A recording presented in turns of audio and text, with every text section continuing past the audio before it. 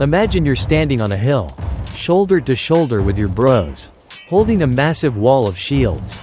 You're winning. The invaders are exhausted. Then, someone screams, "Yo, the boss is dead. Our leader just got deleted." Suddenly, everyone loses their minds and starts running like headless chickens, only to find out the boss was actually fine and just tripped over a rock. Welcome to 1066, where a fake news report and a massive ego trip changed the course of history forever. It was a complete disaster zone. Imagine a high-stakes battle royale where nobody knows the map and everyone is lagging. The old King of England died without leaving a password for the throne. So 3 different guys immediately jumped into the lobby to claim it. One guy said, "He promised it to me on Discord." Another said, "I'm already sitting in the chair, so I'm the king." And the third guy? He was just a Viking who showed up because he liked fighting. What followed was a series of events so ridiculous, so chaotic, and so incredibly stupid that you'd think it was a prank. Welcome to the Medieval Archive. Today, we're exposing William the Conqueror, the ultimate try-hard from France who used a giant psych to steal the entire English crown. Before we get to the big showdown, let's talk about our main character, William. Back in Normandy, his nickname wasn't the Conqueror, it was the Bastard. Yeah, talk about a rough start in the lobby. His dad was a duke who fell for a tanner's daughter, and the local nobles never let William forget it. Imagine being a powerful warlord, but every time you walk into a room, the haters start rubbing animal hides together just to troll your family business. This made William a very angry, very sweaty try-hard. He spent his entire youth dodging assassins and crushing rebellions like he was playing a hardcore survival sim. Meanwhile, across the channel in England, King Edward the Confessor died.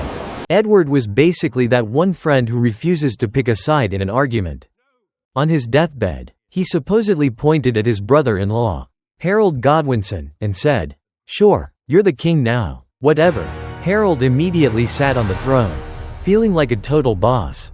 But William, over in France, absolutely lost his mind. He claimed that years ago, Edward had promised him the crown, and that Harold had even sworn an oath on a box of holy bones to support him. William was basically screaming, "Reported for scamming," at the top of his lungs. He didn't just want an apology, he wanted the whole map. So, he started building a massive fleet of ships, hiring every mercenary who wanted loot, and waiting for the perfect moment to spawn kill the new English king. So, William is sitting on the French coast with his massive army. But he's stuck in the loading screen because the wind won't blow north. He's basically raging at the weather for weeks. Meanwhile, poor Harold Godwinson is at the top of England dealing with a different problem. A giant Viking named Harold Hardrada, the final boss of the Viking Age, just invaded from the north. Harold rushes up there, deletes the Vikings at Stamford Bridge, and while he's literally mid-celebration, a messenger runs in panting, "Boss? The Frenchman just landed in the south. He's currently burning your favorite villages and eating your cows." Harold has to pull a literal marathon, marching his exhausted army all the way back down. By the time they get to Hastings, Harold's men are running on 1% battery and a dream. They set up on top of a hill, forming a shield wall, which is basically a cheat code where everyone stands so close together that arrows just bounce off like they're hitting a brick wall. William's cavalry keeps charging up the hill, and Harold's guys are just standing there, bonking horses on the head with giant axes, laughing. William is tilted. He's losing. His army starts to panic because a rumor spreads that William got sniped. This is the king of the world moment. William literally rips off his helmet, rides in front of his fleeing troops, and screams, "Look at my face, you idiots. I'm still alive and I'm going to beat you all." Then, he notices something. When his soldiers ran away, some of the English idiots broke formation to chase them down the hill. William realizes, oh, they're NPCs. They have no discipline. So, he tells his army to pretend to run away again. The English fall for it twice. They leave the safety of the hill. The shield wall breaks, and suddenly, it's a total spawn camp. William's archers aim high, and legend says an arrow landed right in Harold's eye. Talk about a headshot. With the leader disconnected from the server, the English army just stopped existing. After the battle, William didn't just get a victory royale, screen and a trophy, he inherited a country that absolutely hated his guts. He expected the English nobles to just bow down and say, GG. But instead, they started small fires of rebellion everywhere. William's response? He went full, griefing, mode. He launched something called the Harrying of the North, which is a fancy historical term for destroying everything because I'm salty. He burnt crops, slaughtered livestock, and salted the earth so nothing could grow.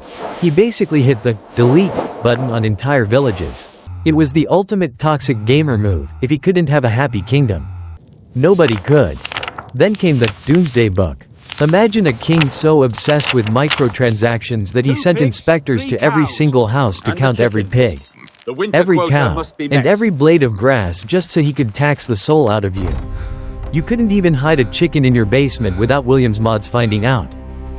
But karma is a patient developer. And William's game over was the most embarrassing thing ever recorded. By the end of his life, William had become, let's just say, unusually large. He was so heavy that during a minor battle, his horse stepped on a ditch. The saddle pommel rammed into his stomach, and his intestines literally gave up on life. It gets worse. During his funeral, the priests tried to squeeze his bloated body into a stone coffin that was way too small. They pushed a bit too hard. And, I'm not kidding, his stomach exploded like a rotten balloon.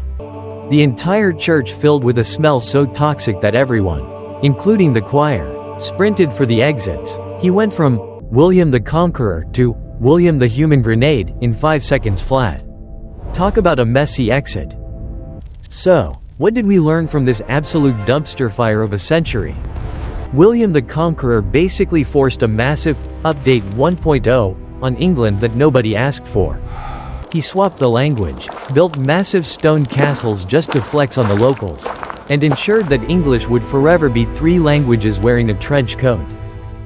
The moral of the story? If you're going to talk trash, make sure you can back it up. And for the love of everything holy, if you're a king, maybe watch your calorie intake so you don't turn into a biological weapon at your own funeral. William started as a bastard, lived as a conqueror, and ended as a casket buster. Today, we remember 1066 as this grand, turning point moment in history. But in reality, it was just a bunch of angry dudes in chainmail falling for the oldest trick in the book because they couldn't resist chasing a few easy kills down a hill. Anyway, that's the tea on the Battle of Hastings.